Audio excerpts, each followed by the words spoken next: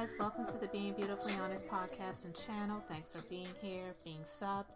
If you're not, hit the button, and if you're listening on YouTube, hit the like. It's like walking in the room and hitting that light switch. Let's brighten up the place and get into this conversation. So, this footage that's been released by CNN, so many people are talking about it, and honestly, it ain't going anywhere, okay? Diddy is done.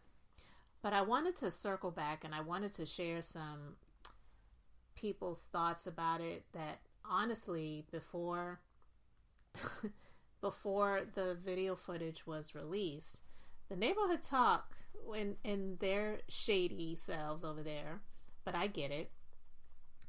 After the video footage was released, they shared some comments that some people made a couple of days ago when Diddy made a post on his social media that said time tells truth.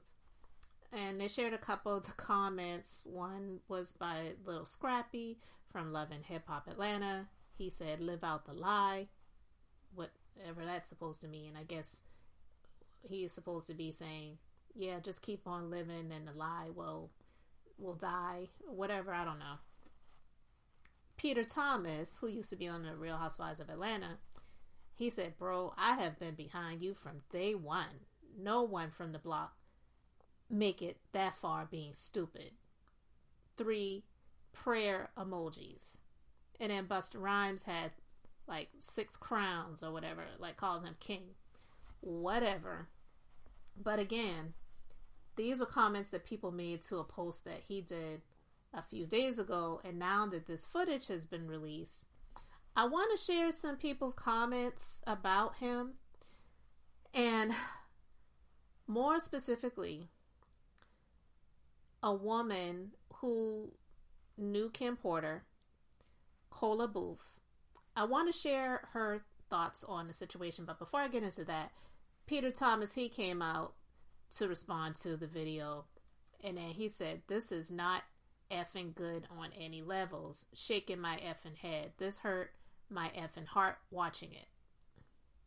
So he's sounding a little bit different from what he said previously, but he said, "Bro, I've been down for you from day one." So he basically was saying that he did not believe Cassie's allegations in the lawsuit even after he settled the case. And now that there's video footage, now you're saying you believe it? See, and this is the problem with a lot of men. It's not just men, because it's women too. But I feel like some guys, and I don't even want to call them men, I'll say males. Some males, a lot of them are defending males that are in this situation because they may have either been in similar situations or they could foresee themselves being in a similar situation. And it's so unfortunate, but unfortunately, it really is the truth. So that's what I was saying before. Just because people stay with these people and then they're out in the public eye and they're showcasing a lifestyle of lavish living and leisure and all of this other stuff, it doesn't mean that they're not suffering behind closed doors. And in this video footage, we clearly see that she was trying to get away from him. But I digress. This woman by the name of Kola Boof, and this comes from the Neighborhood Talk, she shared some things that is just like, wow. Now, she's not saying that Cassie isn't a victim, but she's basically saying what she saw and what she experienced. So I'm just going to share what she had to say, and then I'll just get your thoughts on it. But basically, she said, "This Diddy thing is not a surprise, but it makes me remember the horrible way he treated my friend Kim Porter, and how I've always silently held him responsible for her young death. R.I.P. Kim." What y'all saw in that video of Diddy beating Cassie was nothing. We'll never forget the time he tried to make Kim Porter lick Cassie's tampon, always using Kim's race as a put down. You guys don't know the half of what women go through with famous and powerful men. Be they rappers, be they Bin Laden, be they actors, y'all have no idea. And you always demonize the women. Always. Diddy was a MFer. y'all would not even begin to believe the way he treated Kim Porter. And ironically, Cassie back then allowed herself to be used to disrespect Kim in her own home. Cassie let herself be flaunted in Kim's face, laughed at Diddy beating Kim. It was awful. I feel bad for Cassie getting beat like that, but I still remember when Cassie allowed herself to be used racially against Kim Porter as Diddy humiliated, beat, and repeat Kim for years. Y'all have always hated me for talking real about these men, but they deserve it. And then someone asked her, did she allow herself or was she forced to do it? She said she wasn't forced back then. She was the new piece and loved being told she was superior to Kim due to her race and her hair and all the typical bleep that women suck up when they're being used to put down another woman. But later on, he started treating her the same way he did Kim. And then someone said, but the age and power disparity was outrageous. Cassie had nothing in that relationship. And then she responded and said, I feel bad for Cassie. I really do. No woman deserves that treatment. However, I'm not about to forget the fact that Cassie, quote, enjoyed Diddy humiliating Kim Porter with the whole Latina chick is superior to you dark black chick insults that went on for years. Kim was so sweet and so wrongly abused. Someone else asked her, did you ever speak up for her or go to the police or FBI with this information? And she responded and said, no, be clear. I only met Kim Porter once at a charity event. We had dinner, but we chatted on the telephone a few times and I believe everything that Kim told me. I have never forgotten. One time she was on the phone crying because she loved him so much and couldn't bring self-love to leave him. And she continued. She says, are you effing kidding me? He beat the bleep out of Kim Porter. Why do y'all think I was so hard on these damn men back in the day? Always cussing them out. I wrote articles attacking Diddy. Y'all always thought I was lying. OMG, OMG. There is no hope for women in our communities.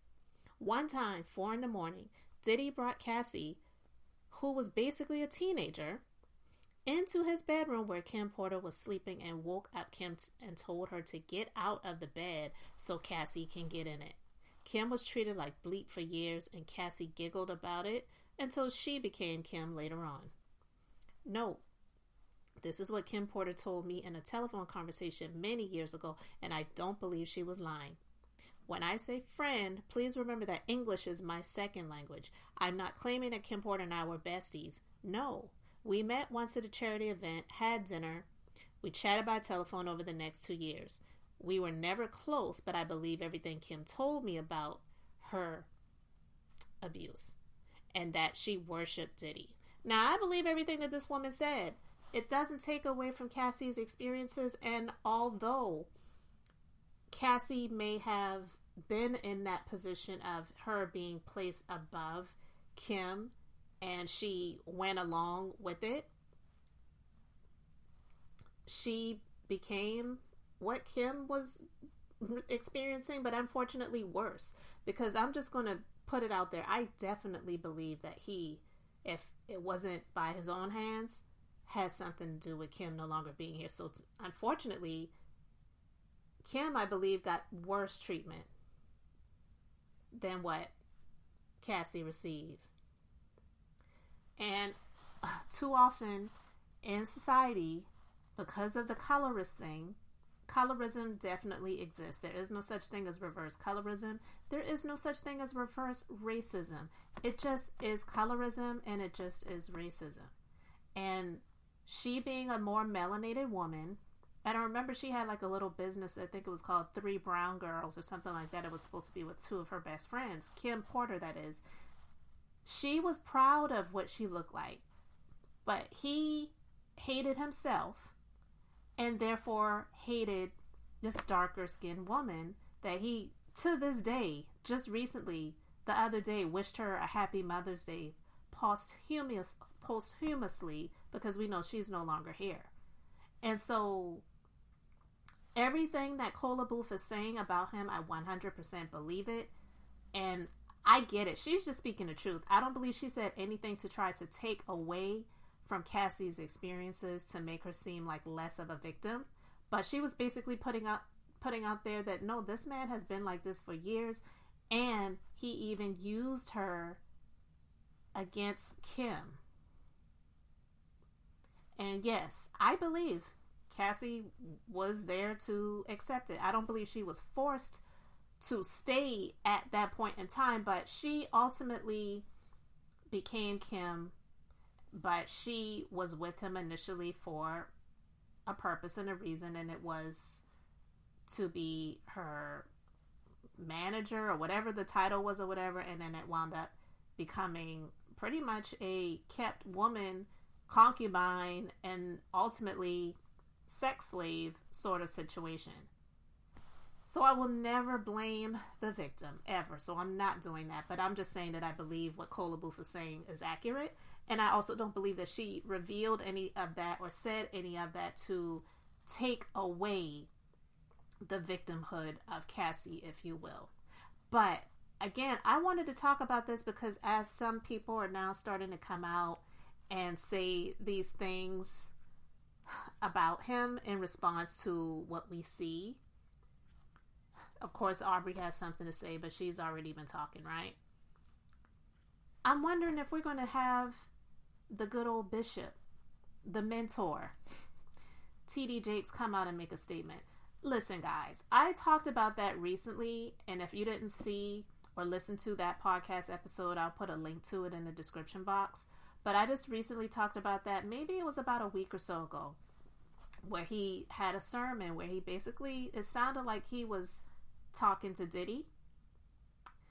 And now with this video footage coming out, and he somewhat denied, but didn't really deny, because he said he wasn't going to talk about that situation when the swallowed up, you know, that viral clip of him saying, have you ever been swallowed up? And then the freak off situation and him being accused of being a power bottom and all of that other stuff, right? He never really actually came out to 100% deny those things, and he said he wasn't really going to speak about it, but he kind of spoke about it. Remember that? But now with this coming out, I really feel that he needs to come out and make a statement. I don't care about you feel that every man is worthy of redemption. You're not Jesus Christ. And if he doesn't come out and make a statement, and I'm not even saying he needs to come out and make a statement to back away from Diddy or denounce Diddy or anything like that, but I'm just saying making a statement, period, because to just continuously stay silent about him in light of all that has been revealed about this man that allegedly was his mentee, and he is this man's mentor, and this is the type of life that he was living, where he's in a hallway in his towel dragging this woman, stomping her, beating her. It's not a good look. And this man has so many people that follow him by proxy. His daughter, Sarah Jakes Roberts, child, don't say anything about her, because you think people from the Beehive will go off on you if you say something about Beyonce. Say something about Sarah Jakes Roberts and see how those people will go crazy over this human being that they're low-key worshiping. I never understand that, but it is what it is. That's just the world that we live in these days. But yeah, she's connected to that too. She may not have been accused of being at the freak-offs or being a well, can a woman be a power bottom?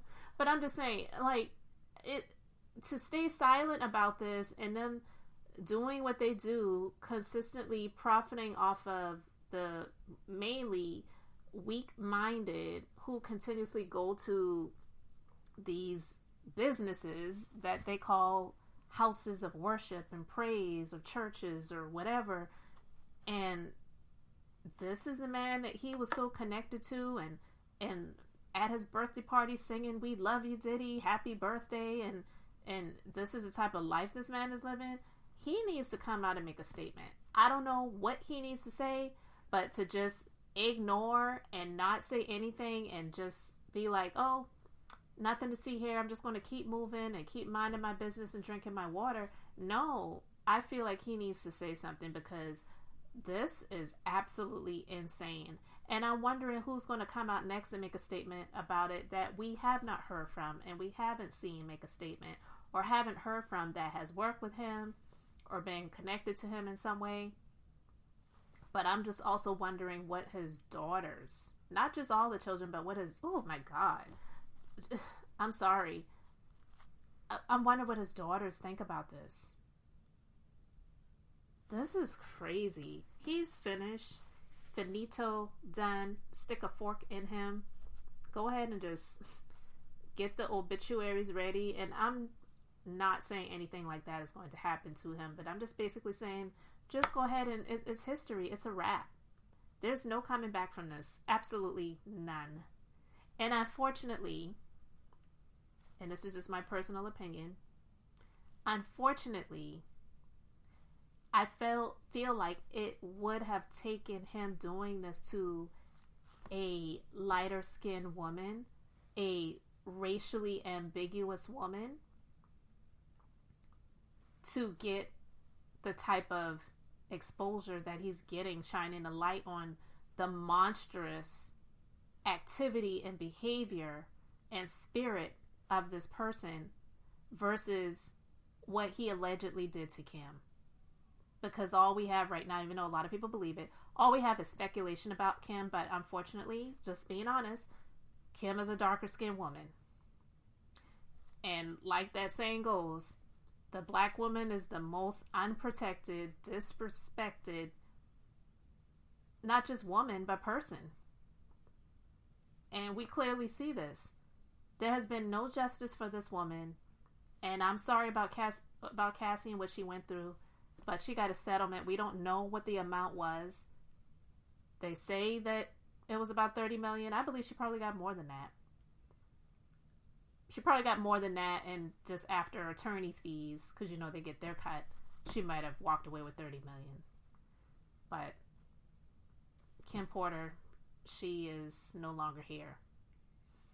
And this is just so disrespectful. It's so disgusting. And I don't want to hear anything else that he has to say. Absolutely nothing. There's no coming back from it at all. And I believe what Kola Boof said. I do. And you all recall when he was with Jennifer Lopez.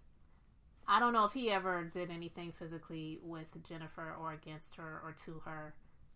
It's possible. I don't know. But I definitely remember that relationship back in the day and how I believe he pretty much discarded Kim Porter for Jennifer Lopez. And when Jennifer Lopez discarded him after that bang bang at the nightclub where he allegedly did what he did to that woman who says that Shine didn't do that to her, he did that to her, and J-Lo handed him the piece from the handbag for him to do what he did to her. She was no longer dealing with him anymore after that. And then not too long after that, he went back to Kim Porter. But, oh my God, this just goes so deep, guys. And I just wanted to talk about it in terms of what some people have to say and what we haven't heard. Some people say that I feel like needs to come out and make some sort of statement. And that's the good old bishop, who they call America's preacher. He ain't my preacher. He might be somebody's, but he's not mine. And for him to be this monster's mentor, I feel like it speaks a lot about him. So anyway, guys, let me know what you think about this in the comment section. Thanks for being here, liking, and subscribing. I'm Beth, just being beautifully honest. So until next time, I wanted to keep it brief, beautiful, and now I'm going to say bye. Don't wanna talk, don't wanna see, don't wanna feel, ayy. All that is left.